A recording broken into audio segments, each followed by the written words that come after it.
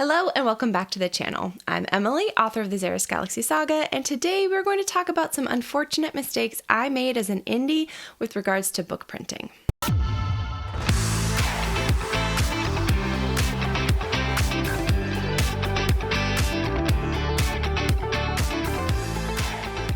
Just to give you a bit of background, I have been indie published in multiple genres. I have over 15 books out.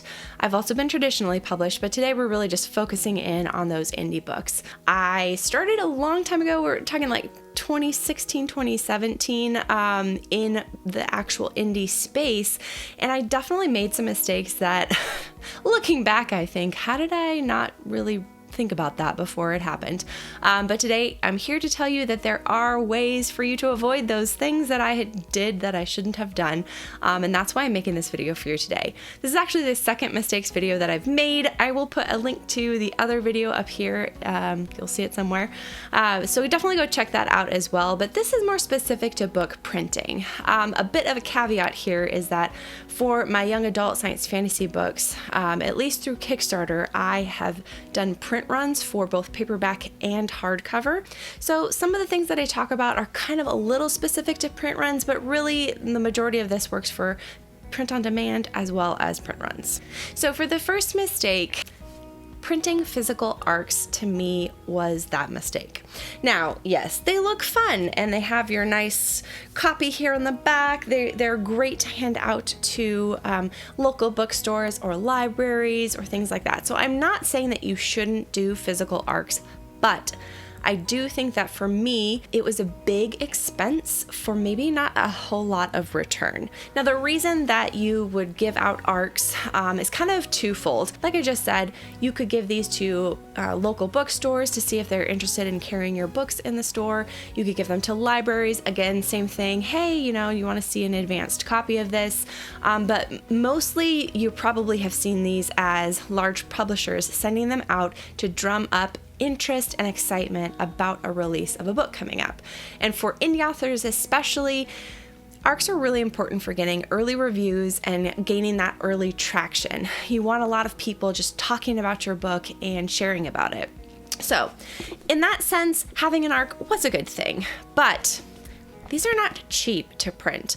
And it definitely was one of those things where I probably went quite into the hole in sending out all of these books to different reviewers and taking them to, bookstores and things like that, where I might have been able to get away with it if I had just done digital ARCs. I do think that in the future I might do ARCs again, but it would be a very specific limited number, and it would be with the thought process of like, this I know is going to bring me a return. I don't know that I really saw my ARCs move the needle, which is why for my second book and my third book, I'm only doing digital ARCs at this point. So should make that clear.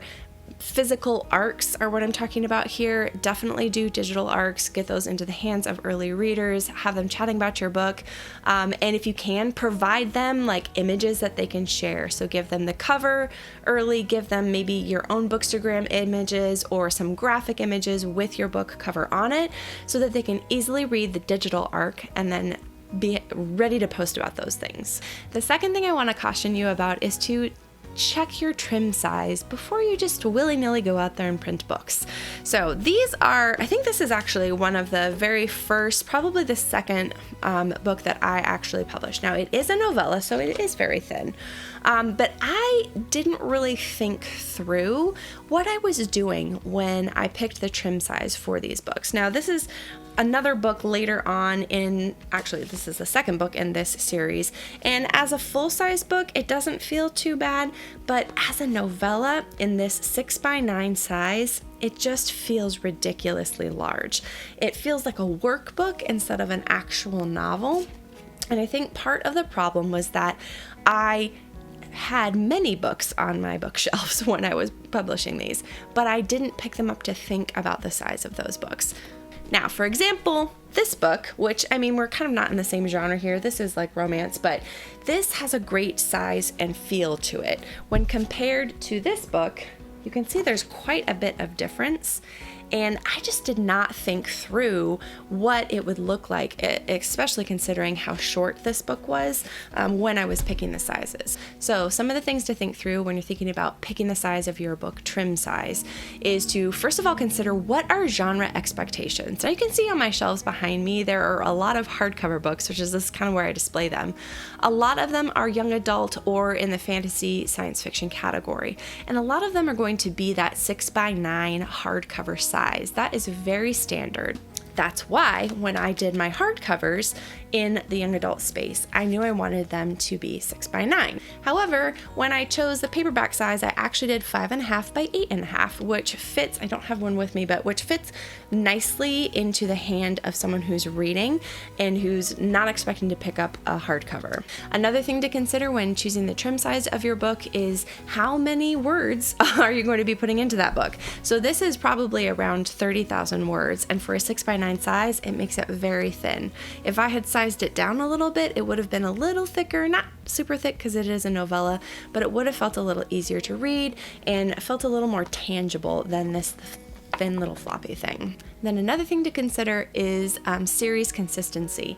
You're going to start with one trim size and you're going to need to carry that through to the end, which is why you see in these books that they are the same size, but I would have preferred to change the size, especially after getting this, but I had already published it and it was too late. Now what I could do is I could unpublish them and basically republish them in a totally different size, but that's kind of a lot of work and I don't think I'm going to do that. So learn from my mistakes and know your genre, know what it is that readers expect to see when they get your book, know how large your book is going to be based on your word count and your page numbers, and then also know what you're going to have to stay with to stay consistent in that series. A case in point is now that I have moved on to a new series, I size down and I love the feeling of this. It feels really good. It's 5.5 by 8.5 and it stays nice and floppy, but it feels more like it's on genre. All right, the third thing that I would caution you against is adding in a lot of back matter, specifically the glossary.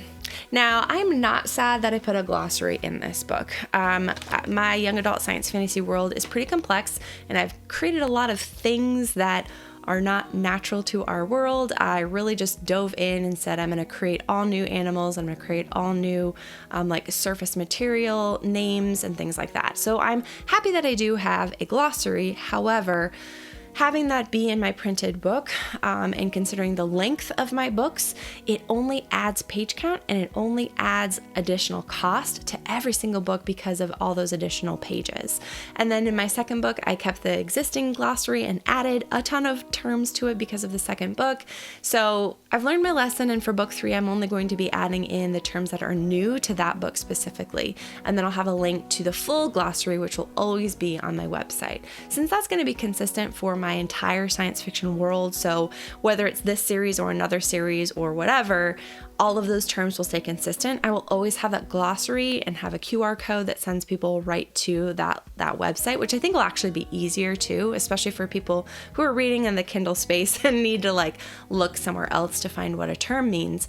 But having that printed in the book with additions of like short stories and just a lot of back matter really adds to the page count of a book. And when you get to the next point, which is the word count of my books and how long they are, that was also another mistake that I made. So part of the problem is that I am wordy, but I also write in a category that is pretty much expected to be longer. You'll see a lot of these books behind me, fantasy and science fiction, tend to just be longer in length, and that's just how it is. There's a lot of world building, and readers understand that, but as an indie, we have to really consider the print costs that we have going in, because we are the ones who are incurring those costs and then transferring those to our readers as well, because we still have to make a little bit of money if we're going to continue writing in this space.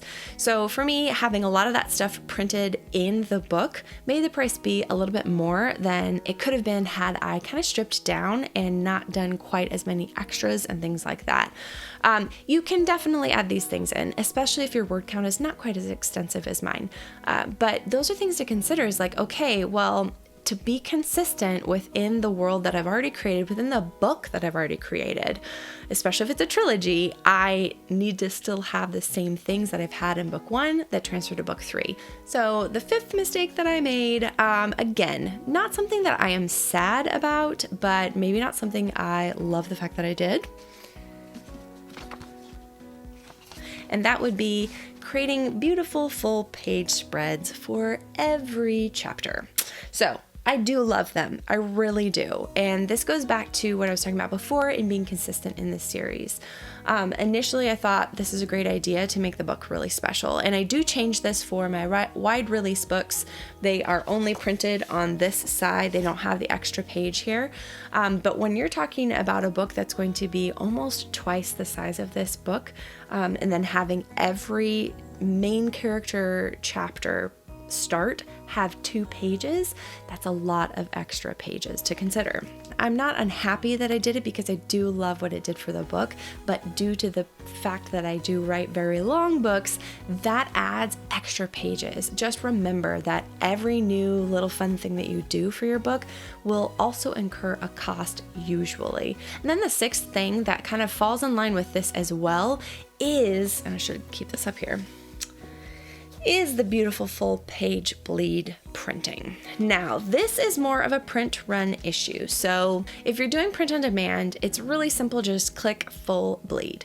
That's if you have like a program like Vellum, which is what I use at this point to format my books, then you put in a full page bleed image on there, export it, and then when you're uploading it to somewhere like, Ingram Spark or Amazon, you click that full page bleed so that it just indicates to the print on demand company, okay, we're going to be printing color toward the end or toward the total edge, or printing black and white, whatever that looks like. Now, for me working with a printer, it was actually different. I didn't really consider that there would be an additional cost. So what I was originally quoted per book price, I was thinking, well, that's a really great price. And then when I sent in my finalized files to have that final price quote given back to me, it was like $3 higher, I think, 2 or 3.